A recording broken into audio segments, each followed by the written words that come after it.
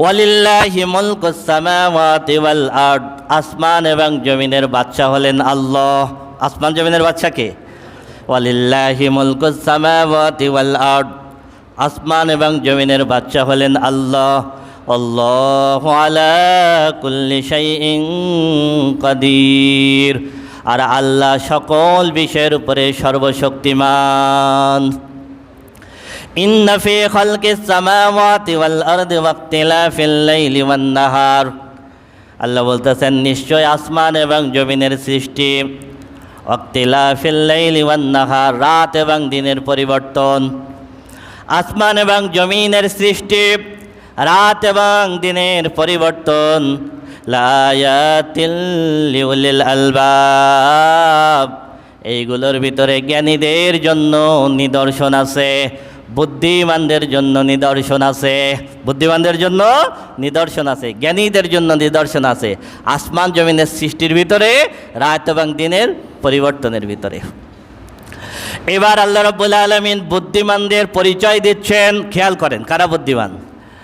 আল্লাহ বলতেছেন বুদ্ধিমান হলো তারা আল্লাযীনা ইয়াযকুরুনাল্লাহা কিয়ামান ওয়া কুউদান ওয়া আলা জুনুবিহিম ওয়া ইয়াতাফাক্কারুনা ফী খালকিস সামাওয়াতি ওয়াল আরদি রাব্বানা মা খালাকতা হাযা বাতিলা সুবহানাকা ফাকিনা আযাবান নার। আল্লাহ বলতেছেন বুদ্ধিমান হলো তারা দাঁড়ানো অবস্থায়, বসা অবস্থায়, শোয়া অবস্থায়, সর্ব অবস্থায় আল্লাহর জিকির করে। সর্ব অবস্থায় যারা আল্লাহকে স্মরণ করে, মানুষ এই তিন অবস্থার বাইরে থাকে না, হয় দাঁড়ানো থাকে, নাই বসা থাকে, নাই শোয়া থাকে। তার মানে হলো সর্ব অবস্থায়, সর্ব অবস্থায়। আল্লাযীনা ইয়াযকুরুনাল্লাহা কিয়ামান ওয়া কুউদান ওয়া আলা জুনুবিহিম, যারা দাঁড়ানো বসা শোয়া সর্ব অবস্থায় আল্লাহর জিকির করে। ওয়া ইয়াতাফাক্কারুনা ফী খালকিস সামাওয়াতি ওয়াল আরদ, আসমান এবং জমিনের সৃষ্টি নিয়ে চিন্তা করে, গবেষণা করে। এই জন্য মাঝে মাঝে একেবারে নিরিবিলি বসে সব সৃষ্টি নিয়ে একটু চিন্তা করতে হয়, এটা বুদ্ধিমানদের কাজ। এটা কি? এই আসমান কে বানালো, এই জমিন কে বানালো, এই চন্দ্রকে ওঠায়, এই সূর্যকে ওঠায়, এই জোয়ারকে দেয়, এই ভাটাকে দেয়, এই বাতাসকে প্রবাহিত করে, এই ঝড় বৃষ্টিকে নিয়ে আসে, এটা ঠান্ডা মাথায় নিরিবিলি বসে চিন্তা করতে হয়। আল্লাহ বলতেছেন তারাই হলো বুদ্ধিমান। ওয়া তাফাক্কারুনা ফী খালকিস সামাওয়াতি ওয়াল আরদ, যারা আসমান এবং জমিনের সৃষ্টি নিয়ে চিন্তা করে, গবেষণা করে, এবং চিন্তা গবেষণা করার পরে বলে রব্বানা মা খালাকতা হাযা বাতিলা, হে আমাদের রব, এর কোনো কিছুই তুমি বেহুদা সৃষ্টি করো নাই, এর কোনো কিছুই তুমি অহেতুক সৃষ্টি করো নাই। সুবহানাকা, তোমার পবিত্রতা ঘোষণা করতেছি। ফাকিনা আযাবান নার, সুতরাং তুমি আমাকে জাহান্নাম থেকে মুক্তি দিয়ে দাও। রব্বানা ইন্নাকা মান তুদখিলিন নার ফাকাদ আখযাইতা ওয়া মা লিয-যালিমিনা মিন আনসার, হে আমাদের রব, তুমি যাকে জাহান্নামের ভিতরে ফেলবা, ফাকাদ আখযাইতাহু, তুমি তো তাকে লাঞ্ছিত করবা, অপমানিত করবা, সর্বনিম্নে তাকে পদদলিত করবা। ওয়া মা লিয-যালিমিনা মিন আনসার, ওই সমস্ত জালেম যারা জাহান্নামে যাবে ওই দিন তাদের কোনো সাহায্যকারী থাকবে না।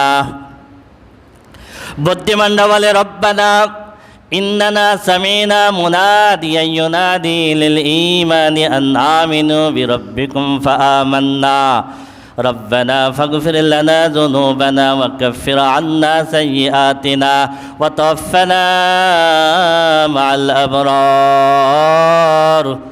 চমৎকার দোয়া সূরা আল ইমরানের শেষের দিকে আল্লাহ রাব্বুল আলামিন এই দোয়াগুলো বর্ণনা করেছেন। সম্ভব হলে মুখস্থ করে ফেলবেন।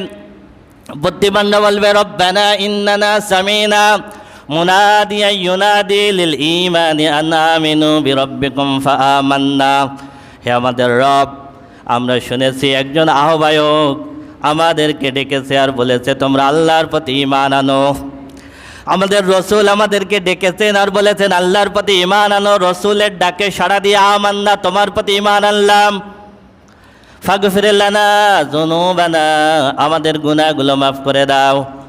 ওয়া কাফির আন্না সাইয়্যাতিনা, আমাদের যত ভুল ত্রুটি আছে ভুল ত্রুটি আল্লাহ তুমি মার্জনা করে দাও।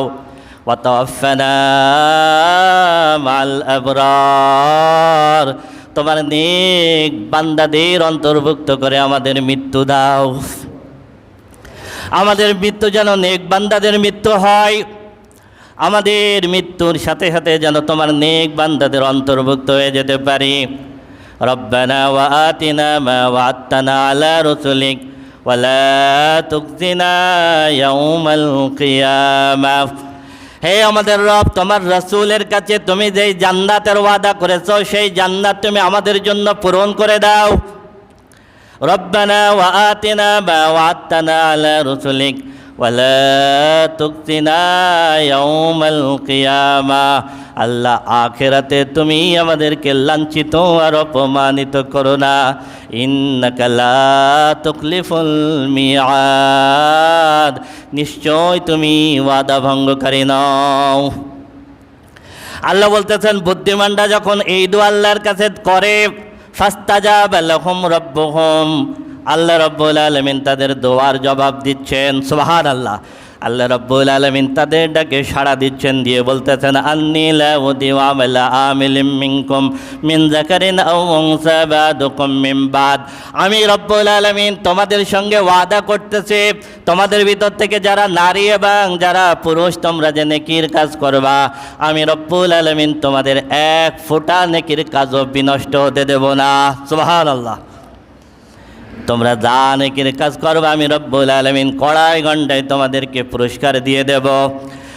ফাল্লাযীনা হাজারু ওয়া আখরাজু মিন দিয়ারিহিম, সুতরাং যারা দ্বীনের জন্য হিজরত করেছে, ওয়া আখরাজু মিন দিয়ারিহিম, যাদের ঘর বাড়ি থেকে বের করে দেওয়া হয়েছে, ওয়া উযু ফি সাবিলি, আমার পথে যারা কষ্ট স্বীকার করেছে, লাঞ্ছনার অপমান যারা আমার পথে সহ্য করেছে, ওয়াকাতালু, আমার পথে যারা যুদ্ধ করেছে, ওয়াকুতিলু, আমার পথে যারা জীবন দিয়েছে, লাউকাফিরান্না আনহুম সাইয়্যাতিহিম, আমি রব্বুল আলামিন তাদের জীবনের সব গুনাহগুলো মাফ করে দেব।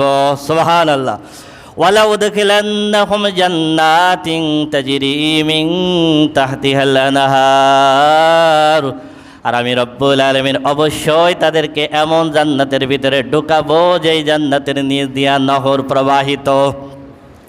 সাওয়াবাম মিন ইনদিল্লাহ, আর এটা হলো তোমাদের রবের পক্ষ থেকে প্রতিদান। কার পক্ষ থেকে? সাওয়াবাম মিন ইনদিল্লাহ ওয়াল্লাহু ইনদাহু হুসনুস সাওয়াব, আর আল্লাহর প্রতিদান সর্বাবস্থায় সুন্দর। সুবহানাল্লাহ। আল্লাহর প্রতিদান সর্বাবস্থায় খুবই সুন্দর।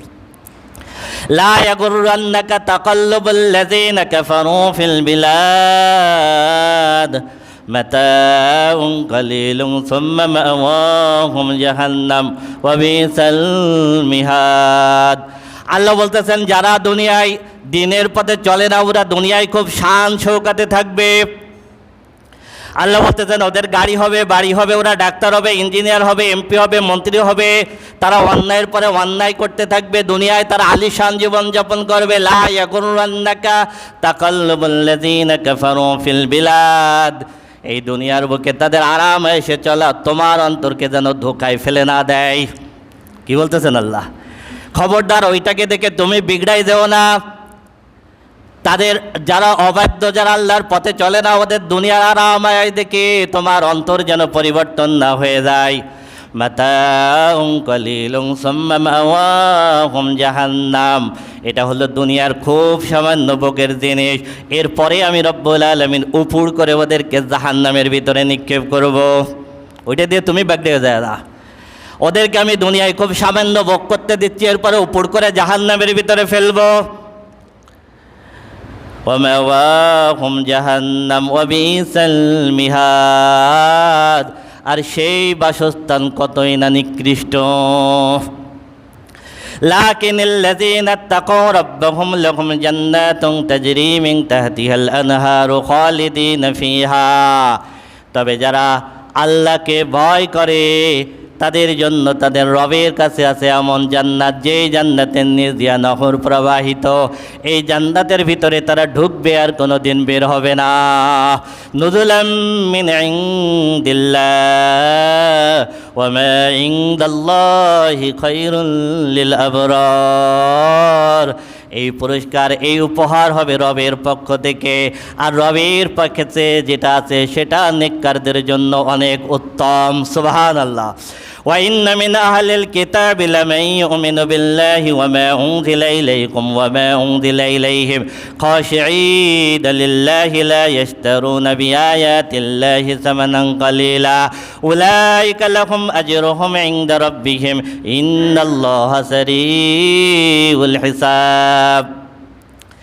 এই আয়াতটা নাজিল হয়েছে বাদশাহ নাজ্জাশীর ব্যাপারে।